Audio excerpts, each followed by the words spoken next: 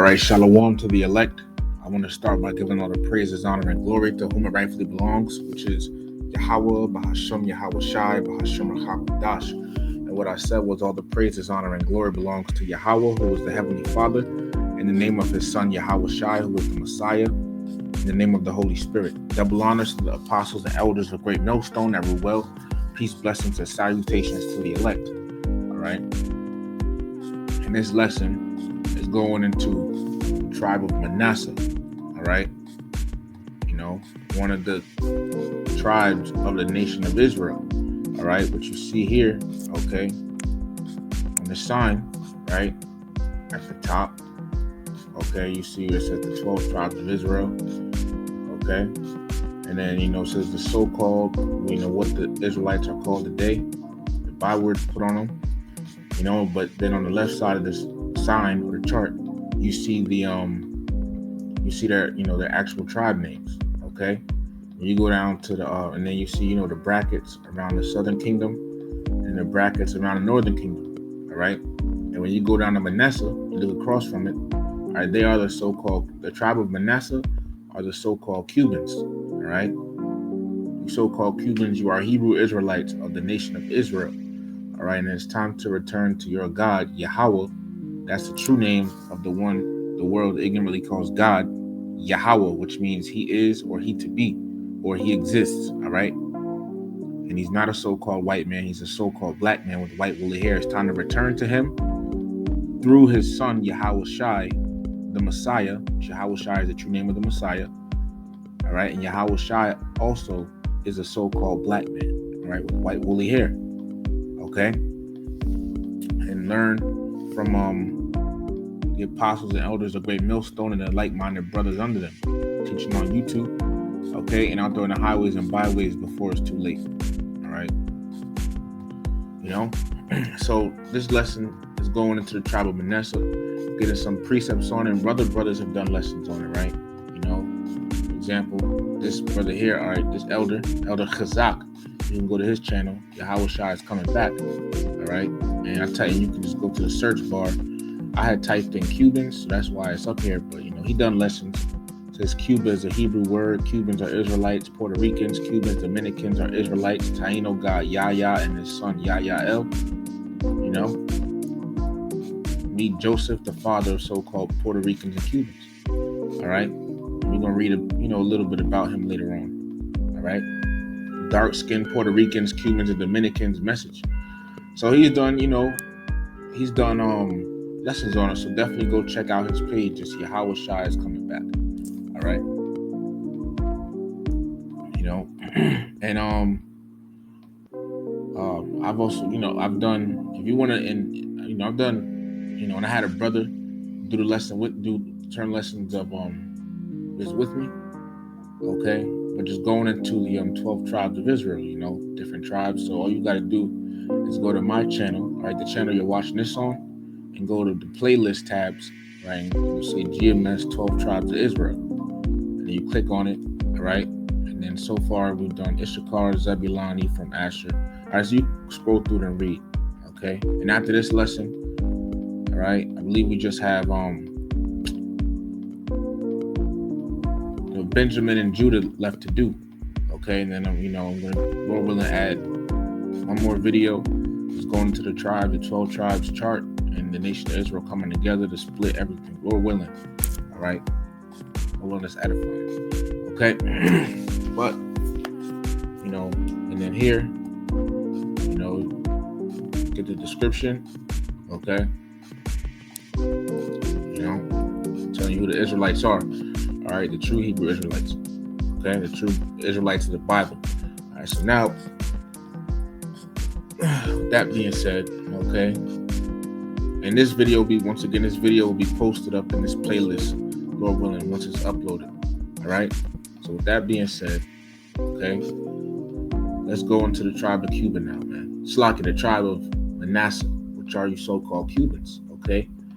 Now, right, before I start, I want to read this, right? So I typed it on Google because I've seen this, many a times, but I never typed it up until recently. It says, why are the Cuban and Puerto Rican flags similar, right? So AI overview says the Cuban and Puerto Rican flags are similar because they share a common design inspired by their shared history as Spanish colonies, with the Puerto Rican flag essentially being the inverse color scheme of the Cuban flag. Because you look at the Puerto Rican flag and the Cuban flag, see the inverted colors with the same design, right? It says signifying a close connection between the two islands' independence movements while under Spanish rule.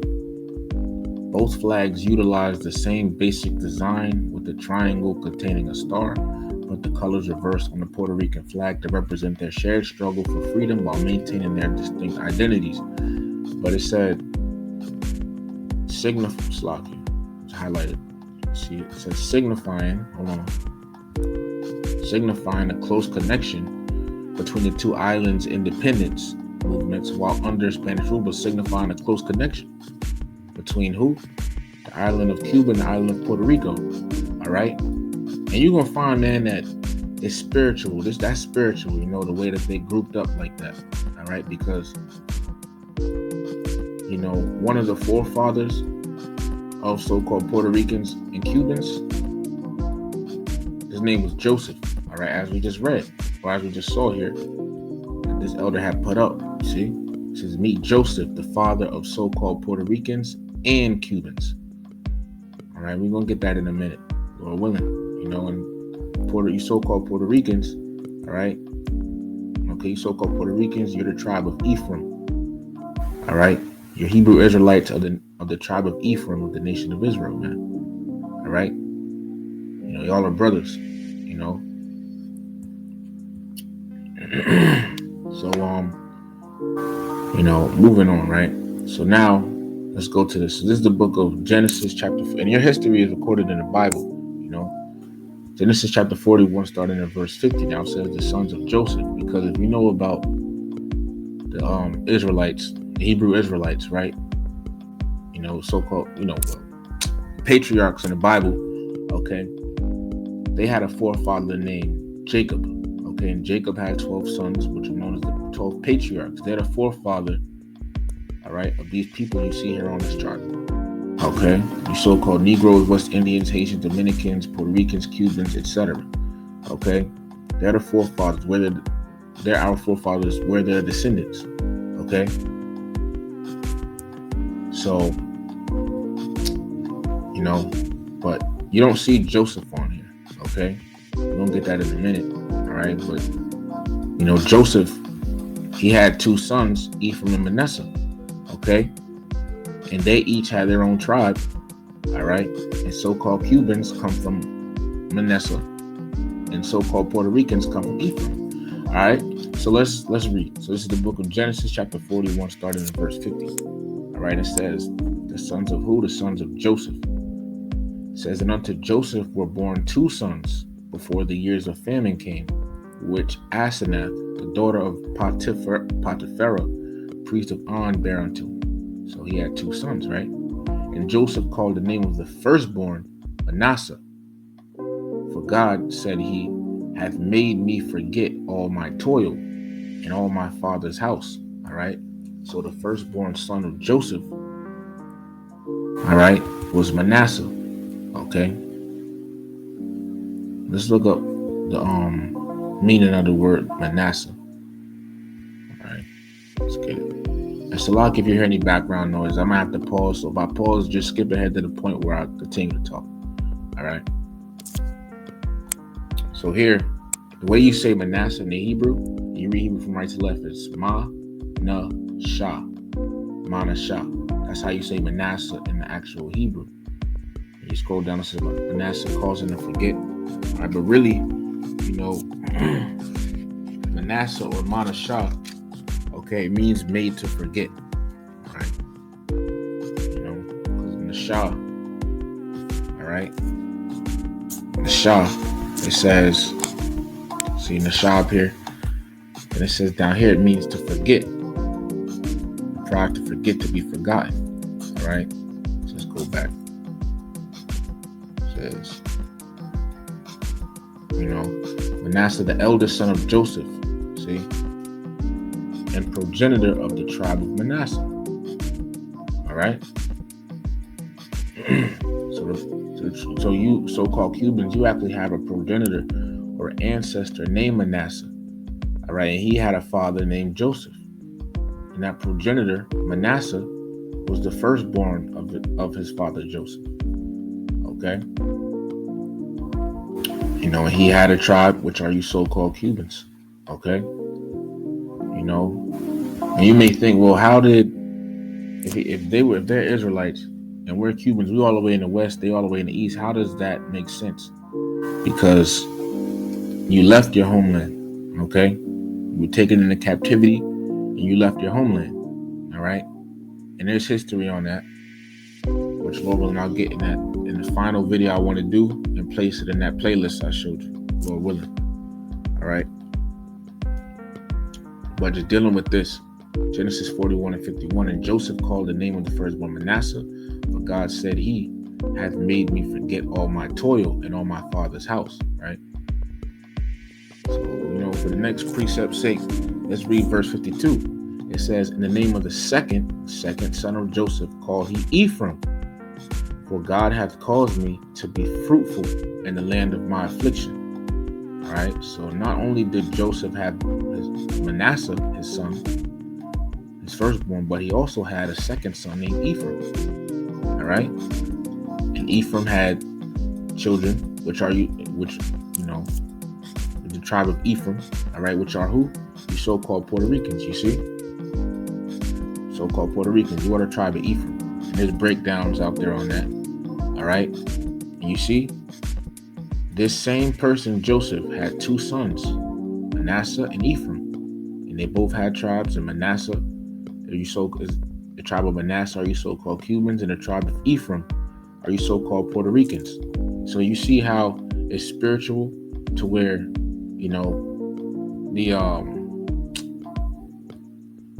the flag of Cuba and Puerto Rico, share a significance, and as it says here, signifying a close connection. You see? So it's spiritual, man. Okay? Because y'all are brothers, man. You are Israelites. You are Hebrew Israelites, man. All right? This lesson, once again, is specifically dealing with Manasseh, all right? But for the next precept's sake, keep in mind Joseph having two sons, all right?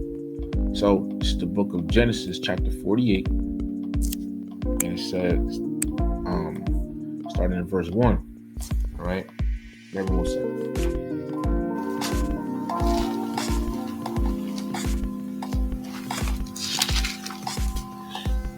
All right. Genesis 40, chapter 48, verse 1. And it says Israel's last days, because that forefather Jacob, who had 12 sons, his name was later changed to Israel. Jacob's name was later changed to Israel. Okay, so that's why it says Israel's last days. All right, talking about the forefather Jacob, whose name was later changed to Israel. All right. Genesis 48, starting in verse 1. And it came to pass after these things that one told Joseph, behold, thy father is sick. Joseph, remember, the father of Manasseh and Ephraim. It says that one told Joseph, behold, thy father is sick. And he took with him his two sons, who? Manasseh and Ephraim. Verse 2. And one told Jacob, and said, behold, thy son Joseph cometh unto thee. And Israel strengthened himself and sat upon the bed. All right. And it says Jacob, Israel's the same person. Okay. But somebody told Jacob, aka Israel, that his son Joseph was coming to him. All right. So he sat up. Verse 3. And Jacob said unto Joseph, God Almighty appeared unto me at Luz in the land of Canaan and blessed me. So now they're finally there. Right, verse 4, and said unto me, behold, I will make thee fruitful and multiply thee, and I will make of thee a multitude of people, and will give this land to thy seed after thee for an everlasting possession. And now thy two sons, Ephraim and Manasseh, all right, which were born unto thee in the land of Egypt, before I came unto thee in Egypt, are mine. As Reuben and Simeon, they shall be mine. All right. So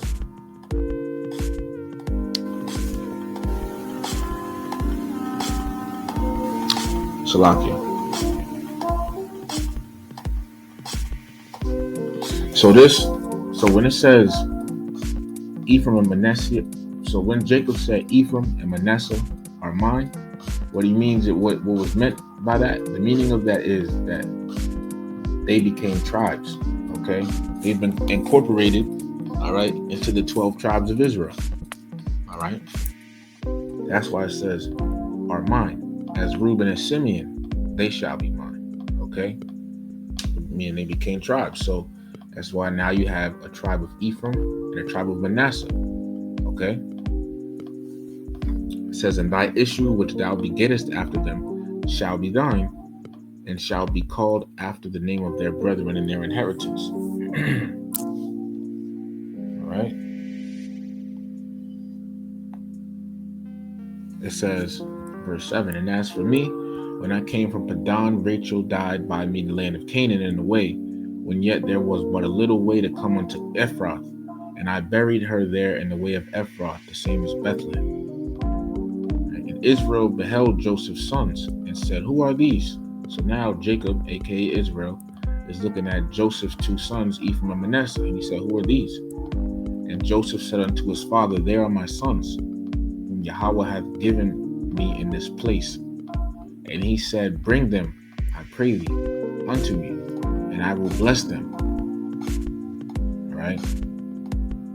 So now Joseph is going to bring his sons, Ephraim and Manasseh, to Jacob, aka Israel, right? Verse 10. Now the eyes of Israel were dim for age, so that he could not see. And he brought them near unto him, and he kissed them, and embraced them. And Israel said unto Joseph, I had not thought to see thy face, and lo, God hath showed me also thy seed. Me and his two sons, right? Verse 12. And this is important, this is a part of, our history. Okay, verse 12, it says, and Joseph brought them out from between his knees, and he bowed himself with his face to the earth. And Joseph took that. So picture this, right? Picture these next two verses 13 and 14. Picture you have, an elderly so-called black man in a bed sitting up, and his son, okay, with his two sons. Okay, so picture an elderly so-called black man in a bed sitting up, all right, and one of his sons come to him with his two sons, right? It says, and Joseph took them both, Ephraim in his right hand toward Israel's left hand, toward Jacob's left hand, and Manasseh in his left hand toward Israel's right hand, and brought them near unto him. So, in other words, picture you have two sons, right? And you're bringing them up to your father, right? Who's laying in bed. You have one son named Ephraim and one son named Ephraim, all right, standing on your right hand, and one son named Manasseh standing on your left hand. Now you take Ephraim, your son Ephraim, who's on your right hand, toward your father's left hand, and your son Manasseh, that's on your left hand, toward your father's right hand, right? Now look what happened next, verse 14. And Israel stretched out his right hand and laid it upon Ephraim's head. So let me read again. Israel, aka Jacob, stretched out his right hand, right, and laid it upon Ephraim's head, who was the younger, because Ephraim was born second, and his left hand upon Jacob, aka Israel's left hand, upon Manasseh's head, guiding his hands wittingly, for Manasseh was the firstborn. So, in other words, if you following along with the image, over put in your head, right? He pretty much crossed his hands. He put his right hand on Ephraim's head, which was at his left hand, which was at his left hand, and his left hand on Manasseh's head, which was at his right hand. Okay, so it would be, picture you Jacob, right, and you have Ephraim on your left and Manasseh on your right, and you put your right hand on Ephraim's head and your left hand on Manasseh's head. That's what Jacob was doing. Okay, and It's spiritual. I mean, it goes into something else, all right? But there's another spiritual aspect to it, all right? It's Salakia. Bear me 1 second. I'll be right back. You could just skip ahead to the point where I continue to talk.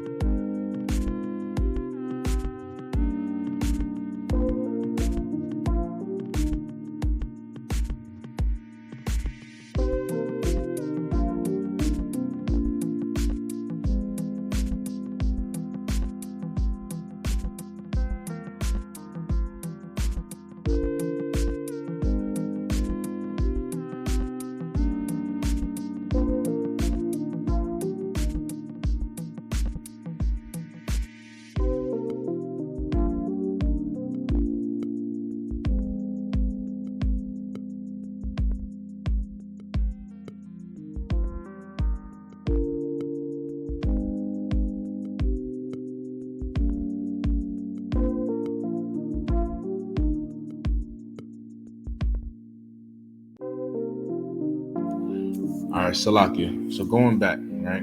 Let's read it again. So I hope you try to picture, what was going on. So Genesis 48:14 again says, "And Israel stretched out his right hand and laid it upon Ephraim's head, who was the younger, and his left hand upon Manasseh's head, guiding his hands wittingly. But Manasseh was the firstborn." So once again, picture you Jacob, and you have Ephraim at your left side, and you put your right hand on his head, and you have Manasseh on your right side, and you put your left hand on his head, right? And once again, it goes into something else, okay? But, another reason why I said it's spiritual, because as I was watching the brother break it down, when you look on, all right, so Cuba, okay, is in the Caribbean, right? Cuba's in the Caribbean, it's an island down there in the Caribbean. But when you look on the map, right, of the Caribbean, let's look at this. So remember, Jacob put his left hand on Manasseh's head and his right hand on Ephraim's head. Okay, Manasseh had a tribe which are the so-called Cubans. Okay, and Ephraim had a tribe which are the so-called Puerto Ricans. Right.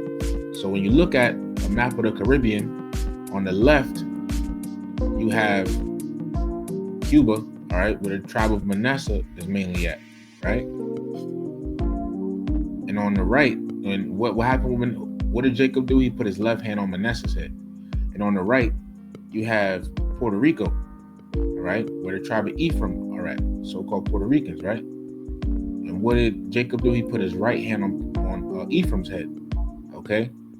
So it's just spiritual, that the scripture says that, and then in the location of these tribes, are like this, man. It's spiritual. Okay, let me continue reading. Genesis 48 and verse 15 says, "And he blessed Joseph and said, God before whom my fathers Abraham and Isaac did walk, the God which fed me all my life long unto this day, the angel which redeemed me from all evil, bless the lads, and let my name be named on them, in the name of my fathers Abraham and Isaac, and let them grow into a multitude in the midst of the earth." Right? Verse 17, "And when Joseph saw that his father laid his right hand upon the head of Ephraim," once again, Ephraim, so-called Puerto Ricans over here, right? Just showing, a spiritual connection, all right? And then it says, it displeased him, right? And his left hand would, be on Manasseh's head, all right? So, but it says, "And he held up his father's hand and removed it from Ephraim's head unto Manasseh's head." So it was, when Jacob did that, it, displeased Joseph, okay? So he tried to, take his right hand and put it on Ephraim's head. What did Joseph say? Verse 18. So Jacob was doing this through the Spirit. It says, "And Joseph said unto his father, Not so, my father, for this is the firstborn. Put thy right hand upon his head." All right. Because Manasseh was the firstborn, as we read over here. Okay. And it says, verse 19, "And his father refused and said, I know it, my son, I know it. He also shall become a people, and he also shall be great." So Manasseh also would be great, right? "But truly his younger brother shall be greater than he, and his seed shall become a multitude of nations. Okay, and pretty much, what this means, is that the tribe of Ephraim, would become many, many people, because the so-called Puerto Ricans, all right, there's a lot of them, so it's like they're a bunch of nations. They're very fruitful people, as it says, and that's a part of the that's a part of what Jacob had told Ephraim in Genesis 49. Joseph talking about Ephraim is a fruitful bow. Okay, meaning because the so-called Puerto Ricans like to make a lot of children, right?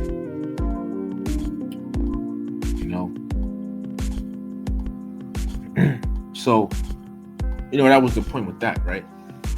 Just showing, making a spiritual connection real quick. And I didn't know that till the brother had brought it out, man. I was like, dang, right? That's very spiritual right there.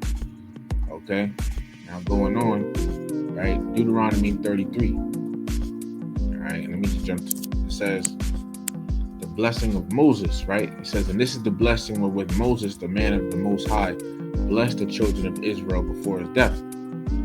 All right, but you read about Moses, you heard about him, growing up. If you read the Bible, somebody probably taught it to you, or heard or read you the Bible before. Moses in the wilderness, Egypt, and everything, right? So he blessed the 12 tribes of Israel, okay, before his death. All right. Now it says that he said, Yahweh came from Sinai and rose up from Seir unto them. He shined forth from Mount Paran, and he came with 10,000 of saints from his right hand with a fiery law for them. Yea, he loved the people. All his saints are in thy hand, and they sat down at thy feet. Every one shall receive of thy words. Moses commanded us a law, even the inheritance of the congregation of Jacob. And he was king in Jeshurun when the heads of the people and the tribes of Israel were gathered together. All right. So then he goes into, blessing the tribes. So now let's jump down to Joseph. All right. So verse 13. Okay. Deuteronomy 33, starting at verse 13. It says, and of Joseph he said, now Joseph, all right, this blessing, Joseph is interchangeable with the tribe of Ephraim. Okay. Numbers 1 and 32. I'm going to get that real quick.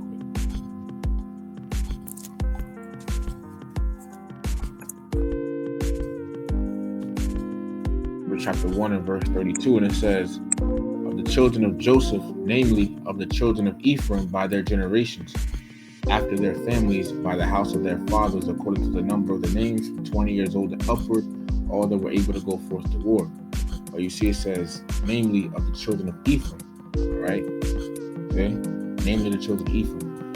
So Joseph, when you something, like in Revelation 7, it'll say Joseph, but it's talking about Ephraim. All right. So Joseph is interchangeable with Ephraim. Okay. The tribe of Ephraim. So this verse, these verses here go into the tribe of Ephraim, Deuteronomy 33, 13 through 17, but it also goes into the tribe of Manasseh. All right. Joseph had 2 sons, right? As we read. So it says, and of Joseph, blessed of Yahweh be his land. And by the way, once again, let me see if I can pull it up. In that playlist I was showing you, all right? Oh, Salakia. Oh, this is the brother I was mentioning before. His channel is GMS Watch and Pray. Subscribe and be edified, right? But the playlist I wanted to show, all right? It was already a lesson. Never have enough. Salakia. All right, already a lesson here on the tribe of Ephraim, GMS tribe of Ephraim, so-called Puerto Ricans. Okay? And we say so-called because these aren't the names, these aren't our actual identities, man. Mexican, Panamanian, Guatemalan, Puerto Rican, Cuban, Black, Negro, Jamaican, Haitian, etc., man. Indian, Seminole, Indian, those aren't our actual identities. That's why we say so-called. All right? We really come from our respective tribes, man. All right? So going on, Deuteronomy 30. But the point is, right, there's a lesson on the tribe of Ephraim if you want to go ahead and look at that. All right? And I go into this verse here dealing with Ephraim, but now I'm going to go, read it dealing with Manasseh. Deuteronomy 33, starting verse 13. And of Joseph he said, blessed of Yahweh be his lands. Now it's regarded what? Cuba. Okay. You know? And it says, blessed of Yahweh be his land, for the precious things of heaven, for the dew, and for the deep that couches beneath. So it's letting you know the location. Okay. You know, where this tribe Manasseh will be mainly located, which is Cuba. Okay. Once again, this also goes for Puerto Rico. All right. But it also goes for Cuba. All right. Because Puerto Rico is the tribe of Ephraim. And Cuba, or so-called Cubans, are the tribe of Manasseh. All right.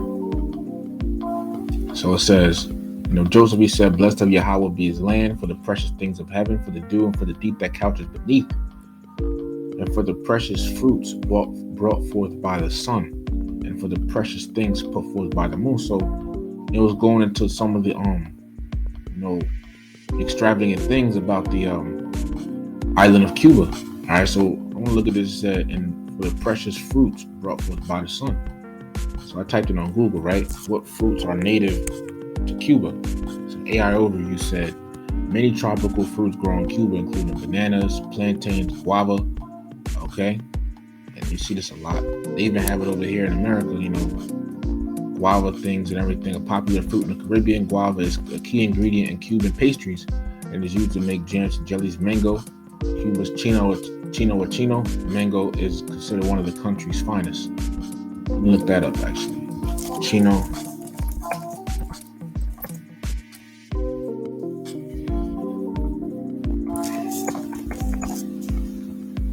All right. That looks good in itself, man. All right.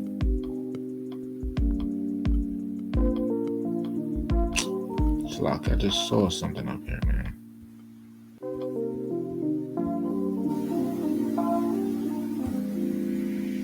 Okay, right here, Chino. Right, it says Chino. This is what it looks like. Right. Actually, I don't think I can zoom in on that. Should be able to. Okay, but there you go. That's what it looks like. Okay. But just reading a little bit. It says Chino. It says Chino was a large, round, colorful mango from Cienfuegos, Cuba. Let me see if I can see that on the map here. Okay, so Cienfuegos, all right. Hold on, Slovakia. Cienfuegos is right over here in Cuba. Okay, it says Cienfuegos, Cuba. It is a very old variety, having been described in literature around the dawn of the 20th century. All right. So we planted one in 2015, and it fruited in 2018. Despite being reputed to be a fibrous, mediocre mango, we found that the fiber was minimal and the flavor actually quite rich and sweet, belonging in the classic group and comparable to Bailey's, Marvel, and Maya. The yellow flesh contains a polyembryonic seed, if I'm saying that right. On the downside, its shelf life isn't very long and it can go overripe somewhat quickly. The tree initially did not bear well relative to its size. It would flower reasonably well, but fail to hold on to its fruit to such a poor degree that it only carried one fruit to maturity each of its first 2 seasons producing. Since then, it has borne much larger, more complete crops, and it appears it will be a steady producer going forward. The tree's growth habit is vigorous, spreading with dense canopy. We regard Chino as the best of the Cuban mangoes and one of the finest members of the classic flavor group. Standing up well with comparable varieties like Bailey's, Marvel, Ping, Spread of 76, and Maya. Because of its vigor, it may be an option to consider for people trying to grow mangoes in Southern California. Okay? So there you know, that's one of them. You know, the precious fruits brought forth by the sun, man. Let me go back. You know, so it said that, and it's here, you know, since it says this is national fruit, it says Mamie. Cuba's national fruit. Mamie is also known by its scientific name, Pulteria sapote. Let me look up what a mamie is.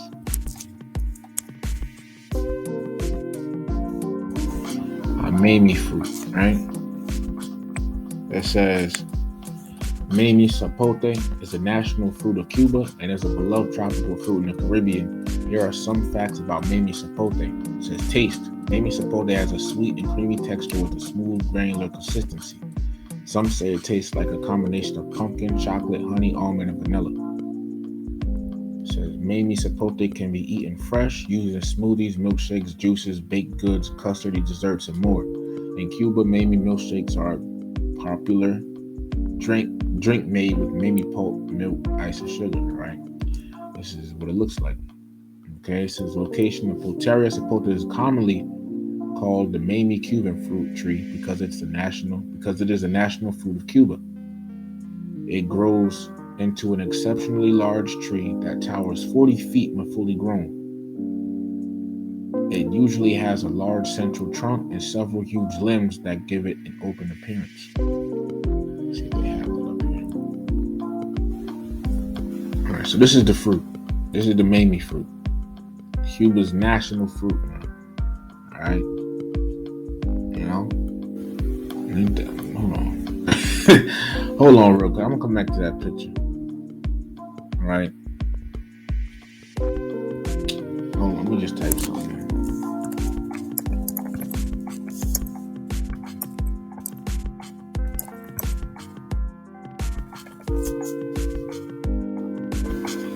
Yeah, it says the seeds of a mamie sapote fruit are located inside it. So that's that big old seed, man.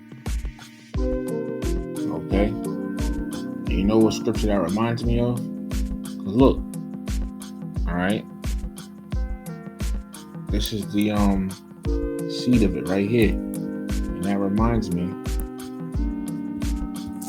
Because when the Lord initially made everything, all right, you know, he had it organic. This is Genesis chapter 1, verse 29. It says, and the power said, behold, I have given you every herb bearing seed. Hold on. Wait, no, it's not it.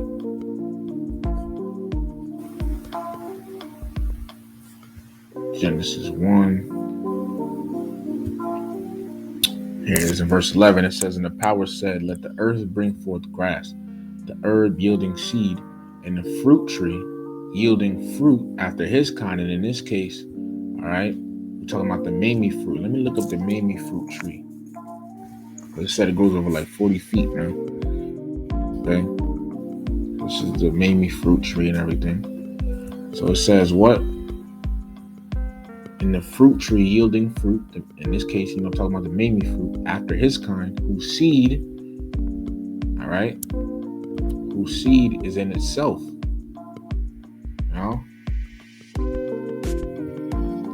That is why when you see this fruit, it got a big ass seed right in the middle. All right. Esau likes to come and fuck everything up. Now, I wouldn't be surprised if there's if this devil can tamper with it to the point where some don't got a seed in it. All right. Going back. Okay. So that's Cuba's national fruit, man. All right. But then you got some other fruits that said native to Cuba and everything.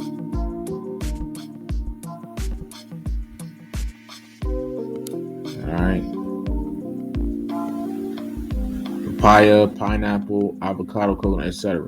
All right. It says custard apple, a tropical fruit that grows in Cuba. Let me just see what that is real quick.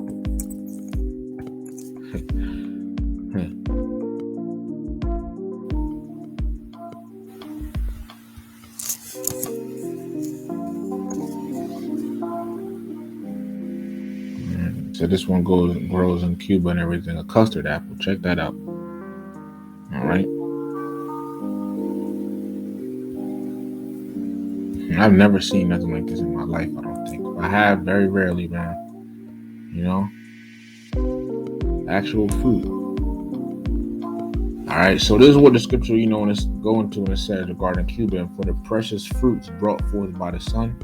Okay, reading on, it says, and for the precious things put forth by the moon, and for the chief things of the ancient mountains, and for the precious things of the lasting hills, and for the precious things of the earth, and the fullness thereof, and for the good will of him that dwelt in the bush. So we're going to, the land of Cuba, man. And then it said the chief things of the ancient mountains. Cuba actually has three, famous mountain ranges. And one of them called the Sierra Maestra. Okay, it's a beautiful mountain range, man. And Puerto Rico, I actually don't remember about Puerto Rico. I believe they do, but regarding Cuba, this is one of the famous mountain ranges, the Sierra Maestra, right? And that is located on most of the eastern part of the island, but over here in Cuba, right? And after that, let's put pictures of that, land of Manasseh, okay? And after that, you have another mountain range, the Sierra del Rosario. It's like, I don't speak Spanish, man. It's hard for me to, say it sometimes. The R's and everything. Okay, there's another mountain range up. What happened to the picture? Click on it again. All right. Oh, that's something else.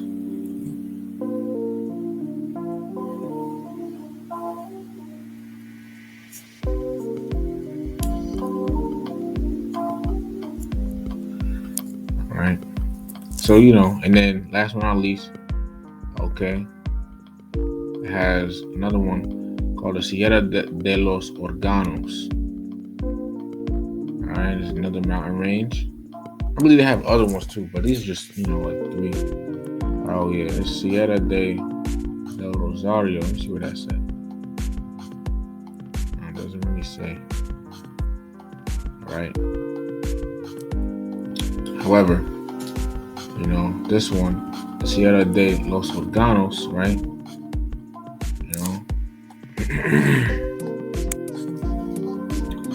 Another mountain range in Cuba, man. Okay.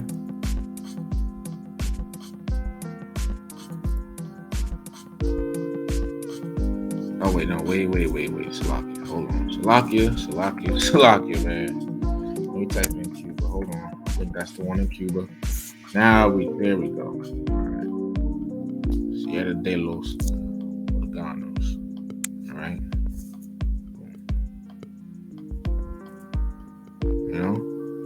Land of Cuba is beautiful, man.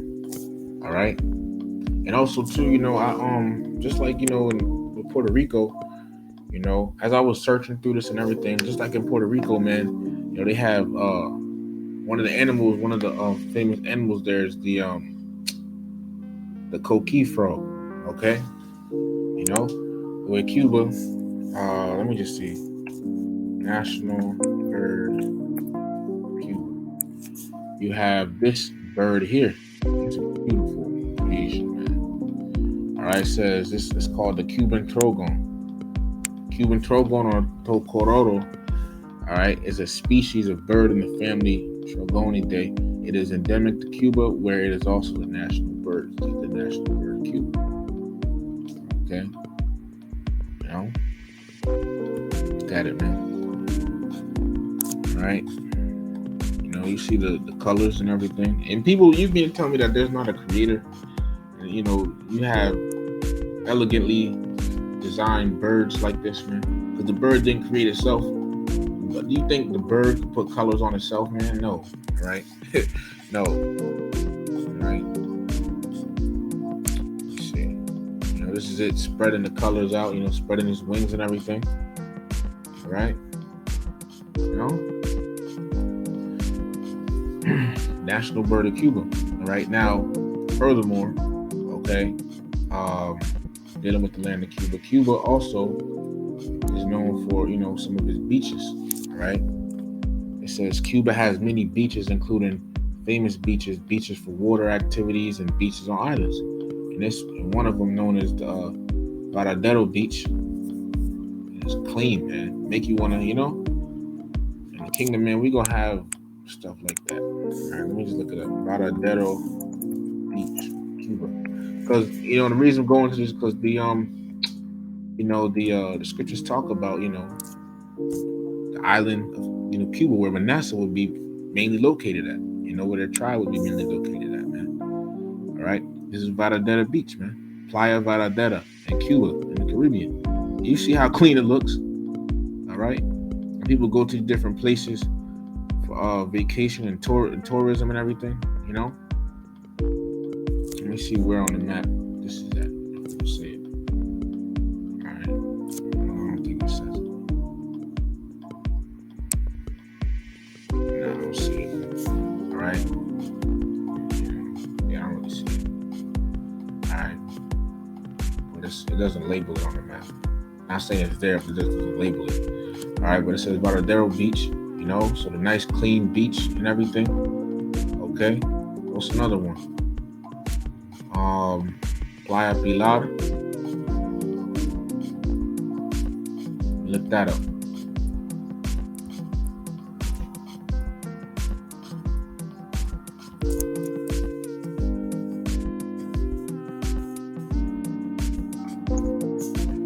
Playa Pilar. Okay. See it? Nice clean beaches and everything, man.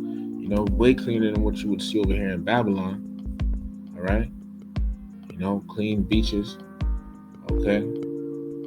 Let me get another one. Matter of fact, let me type in.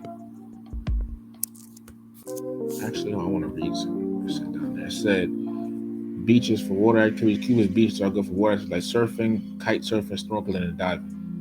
Listen and look. Cuba's beaches are known for their white sand, palm trees, and clear waters. Blessed of Joseph, blessed of Yahweh be his land. See? All right. What's another? Let me type in famous Cuban beaches.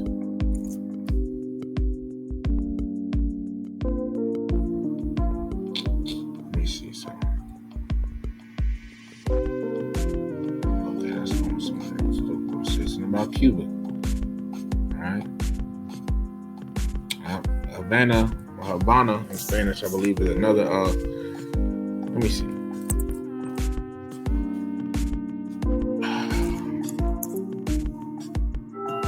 Hold on.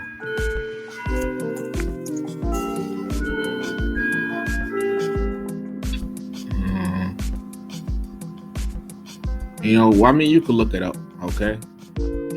Beaches in Havana, Cuba. Havana's a nice, famous spot in Cuba. Havana in English, okay? Another thing Cuba is known for is its palm trees, man. And there's something about palm trees, man. I feel like that's like my favorite, favorite type of tree. This one is called the Cuban royal palm. Okay, look at this, man. This is beautiful. Okay, this is beautiful, man. The tribe of Manasseh, man. Okay, beautiful. And the thing is, even Puerto Rico, and I've seen it with my own eyes out there, right? Puerto Rico has palm trees too, man. Nice beaches, clear water, and it's spiritual because the tribe of Ephraim and the tribe of Manasseh. Okay, remember we read about Joseph. It's the spiritual connection, man. The Israelites, Hebrew Israelites, man. Okay.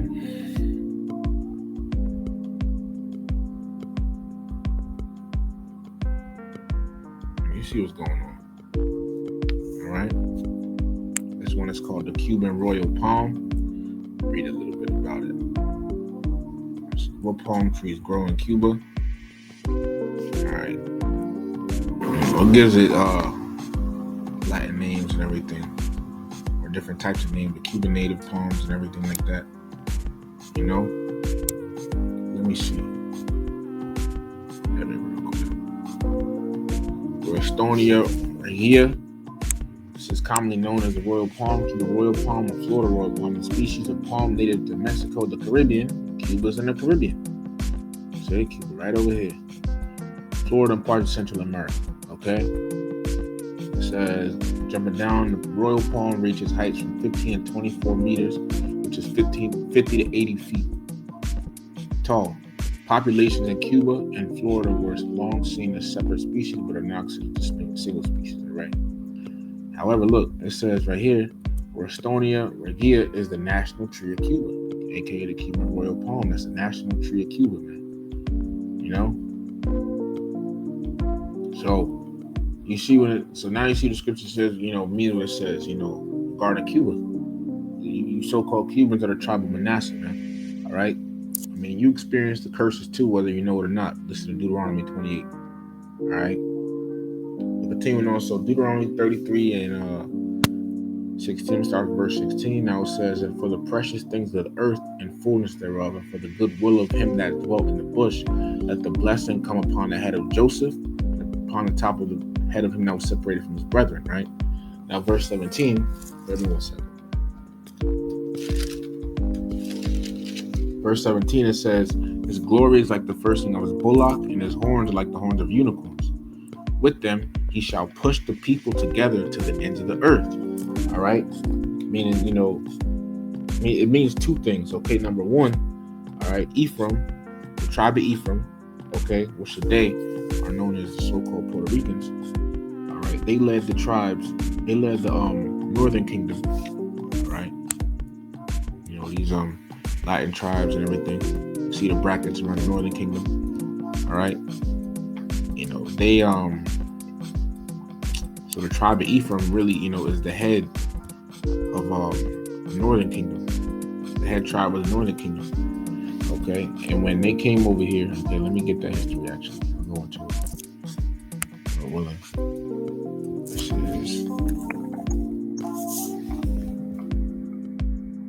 I mean, it makes sense because, you have to go into the Apocrypha to get this history, all right?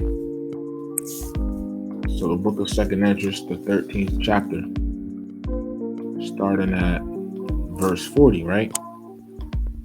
And it says, those are the 10 tribes, talking about the northern kingdom, which were carried away prisoners out of their own land in the time of Hosea. It says Hosea, we're talking about Hosea the king. From Manasseh, the king of Assyria, led away captive, and he carried them over the waters, and so came they into the land. Now this is dealing, and you can read this history, all right, in 2 Kings chapter 17. Yep. It says, 2 Kings chapter 17 and verse 1. In the 12th year of Ahaz, king of Judah, began Hoshea, because now, previously the nation of Israel, all right, we were split. All right, we were split up. That's why you have the southern kingdom, all right, and the northern kingdom. We were split. And back in ancient days, we had different kings reigning over each kingdom. Okay? Some were righteous, some were wicked. It says, in the 12th year of Ahaz, king of Judah, began Hosea, the son of Elah, to reign in Samaria over Israel. So this was the king of the northern kingdom. Okay? Listen, it says, and he did that which was evil in the sight of Yahweh, but not as the kings of Israel that were before him. Right? It says, against him, against the king Hosea, which was king over the northern kingdom, came up Shalmaneser, king of Assyria. See, and we just read this here, and I mean, it'll say the names a little different, but it's talking about the same people. Those are the 10, 2nd Esdras 13 and 40. Those are the 10 tribes which were carried away prisoners out of their own land in the time of Hosea, or Hoshea, the king, whom Shalmaneser, right? The king of Assyria led away captive, right? So continuing on 2nd Kings 17:4 now. It says, and the king of Assyria found conspiracy in Hosea, for he had sent messengers to So, king of Egypt. So was the king of Egypt. It says, and brought no present to the king of Assyria, Shalmaneser, as he had done year by year. Therefore the king of Assyria shut him up and bound him in prison. And the king of Assyria came up throughout all the land and went up to Samaria and besieged it 3 years. Verse 6. In the 9th year of Hosea, the king of Assyria took Samaria and carried Israel away to Assyria. So the northern kingdom, all right, the northern kingdom, they left the land of Israel, all right, during the time when this king we're reading about, Manasseh, came and carried them away into captivity into Assyria. And ever since then, they haven't really been back to their land. I mean, there's, there was some of them that was still around, later on. There was, there was little, certain, there was some of them around, but for the most part, they got carried away. Got carried away into Assyria, right? It says, and placed them in Halah and in Habor by the river goes on in the cities of the Medes. Okay, so the northern kingdom got taken into captivity, right, and brought into the land of Assyria. Now, 2 Ezra 13 and 41. Now it says, but they took this counsel among themselves that they would leave the multitude of the heathen, they would leave the Assyrians, and go forth into a further country where never mankind dwelt. Okay, it says that they might there keep their statutes, which they never kept in their own land. So in that country, whenever mankind dwelt, meaning actually lived at, all right, it's talking about the Americas. Okay,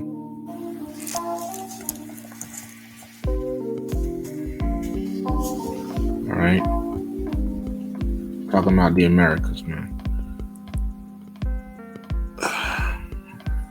South America, Central America, all right, and the Caribbean, and North America, all right. That's where they came to. That's that country, and the purpose of them coming over here because they wanted to keep the laws, all right. That's why you have things like and so these were Israelites coming over here, okay, to the Western Hemisphere. And that explains with Christopher Columbus, the Spaniards, whenever got over here, they met the Israelites over here. All right, but in the fact that the Israelites came over here, that explains things like the Ohio Decalogue Stone, right? Oh wait, hold on. This the Los Lunas Decalogue Stone, Slovakia, Los Lunas Decalogue Stone. Okay, in New Mexico. See, that's Hebrew. Why would there be writing on a stone in Hebrew dating back earlier to the Native Americans? Because the Israelites came to the Western Hemisphere. So 2 Ezra 13, continuing on, verse 43, it says, and they entered into Euphrates by the narrow places of the river, for the Most High then showed them signs for them, and held still the flood till they were passed over. For through that country there was a great way to go, namely of a year and a half, in the same region is called Arsareth. All right. So let me get a map. All right.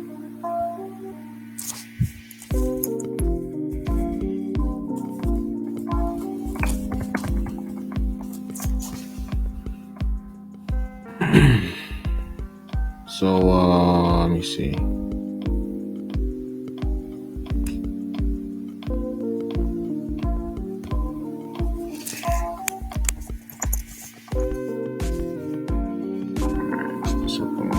This one. Okay, so the Northern Kingdom. Okay, you could just see where I'm going with the land of Israel. So over here they got taken captive into Assyria, which is over here. You can look these places up. All right, but then it said what?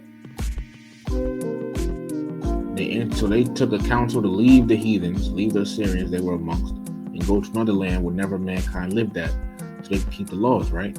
And it says they entered into Euphrates by the narrow places of the river. All right. And the Euphrates River. So they entered into Euphrates. Okay. It says, for the Most High then showed signs for them and held till the flood till they were passed over. For through that country there was a great way to go, namely of a year and a half, in the same region is called Arsareth. All right. So the way they got to the western part of the world, all right, they got to the Euphrates River over here, came down around, okay, like this. Slovakia, oh man, picture them messed up. See, boy, oh boy. All right, let me get it again. Just have to draw it out again.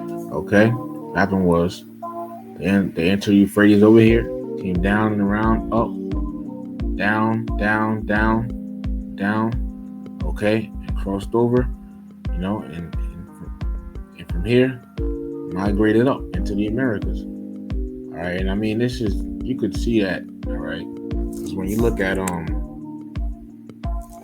ocean current map, the ocean currents, actually travel in that direction. Okay.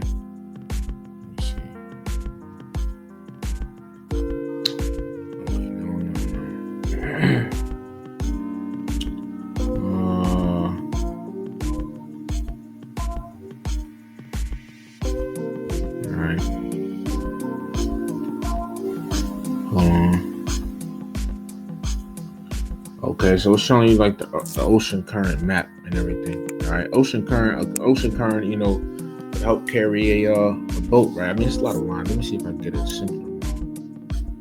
Okay, ocean currents will help carry a boat, right? So coming from down here, you see the ocean current leads down here, and it goes over here, pretty much. All right, and then they migrated up, and it says. And you might think, well, what about the waters and everything? The rivers. Well, that's why it says for the Most High. Most High is the God of all creation. For the Most High then showed signs for them and held till the floods they were passed over. So the Most High calmed the waters. All right, just like how Yahweh Shai, he had calmed the waters or the rivers when he was in the boat. The Most High calmed the waters so the northern kingdom could get to the western hemisphere. Okay.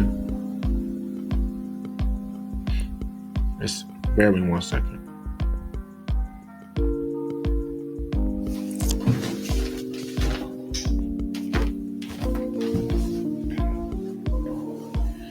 All right.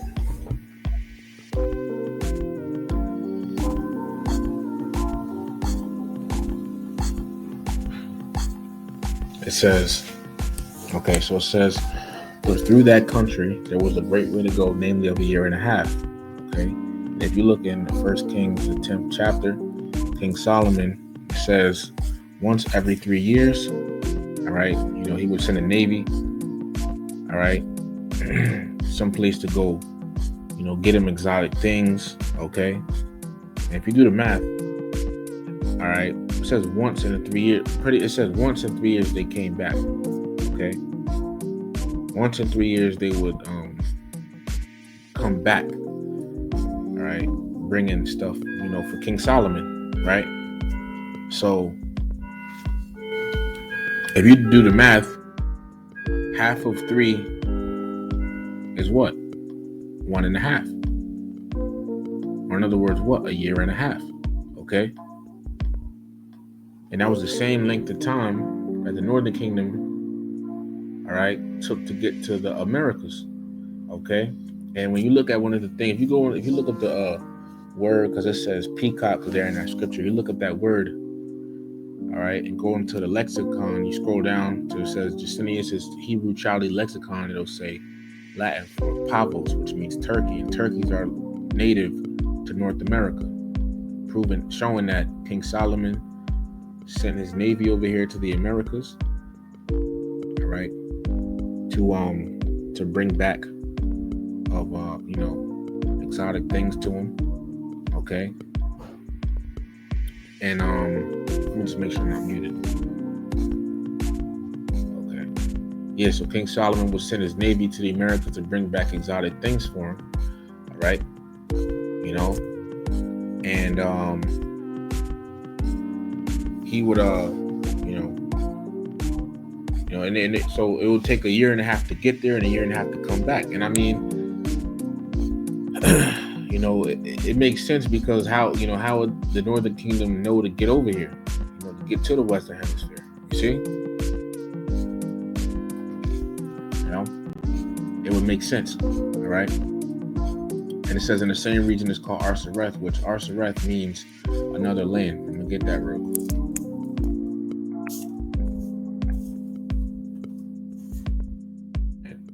Deuteronomy 29:28, and it says, And Yahweh rooted them out of their land in anger and in wrath and in great indignation, and cast them into another land as it is this day. All right. And, let's go to that word, those words, another land. All right. Scroll down to the Hebrew of it. Okay, another land. Acharath means another, and Aratazah means land. So you would say like Aratazah Acharath. Now when you say that, what does it sound like? It sounds like you're saying Arsareth. Arsareth, Aratazah Acharath. Another land. Another other land, all right, is the Americas. All right, and I get that to say that is how, to answer the question from earlier that someone might have, that's how you so-called Cubans got over here. Okay? So anyone thinking, well, you saying we Hebrew Israelites, but Israelites dwell all the way in the east. And we in Cuba, we all the way in the west. So how are we Israelites? Because back in the ancient days, y'all left. The Lord had it to where y'all got taken captive, and he had it to where y'all would leave captivity and come over here. Okay? That's how. All right? And the precept of scripture back in Deuteronomy 33, let's get it again. Deuteronomy chapter 33 and verse 17. So once again, it goes into two things. All right, bear with me 1 second. Once again, it goes into two things. It says his glory is like the firsting of his bullock, and his horns are like the horns of unicorns. And by the way, let me read it again. It says, with them he shall push the people together to the ends of the earth. All right, because one, right, when it says, and they are the 10,000s of Ephraim and they are 10,000s of Manasseh. All right, because one, during this journey to the Americas, the tribe of Ephraim, all right, led the northern kingdom of Israel over here. Okay. But then another thing, Deuteronomy 33:17 again, his glory is like the firsting of bullocks, and his horns like the horns of unicorns. With them he shall push the people together to the ends of the earth. And they are the 10,000s of Ephraim, and they are the thousands of Manasseh. Right? In the scriptures it talks about the unicorn. In Job, when it goes into being the internet. Okay. And there's a lot of so-called Puerto Ricans, all right?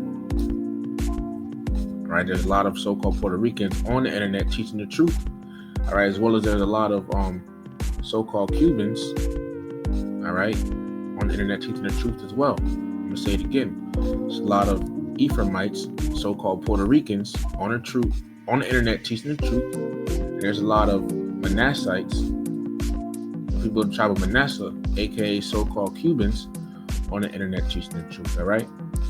So this was a lesson going into the tribe of Manasseh. All right, and hey, Lord willing, it was edifying, man. All right, but with that, I want to give all the praises, honor, and glory to whom it rightfully belongs, which is Yahweh, Bahashem Yahweh Shai, Bahashem Chakodash. Double honors to the apostles and elders who gave millstone every well. Peace, blessings, and salutations to the elect, man. And so once again, you so-called Cubans, who are Hebrew Israelites of the nation of Israel, of the tribe of Manasseh, and it is time to wake up and return to Yahweh, who is the Heavenly Father, whom the world ignorantly calls God, in the name of his Son. All right. Yahweh Shai, whom the world ignorantly calls Jesus. Okay. Yahweh Shai is the Messiah, and Yahweh, the Heavenly Father, and his Son Yahweh Shai. All right. They only love and are for you Israelites, us so-called Black Hispanics, Native Americans. So with that, to the elect, Shalom.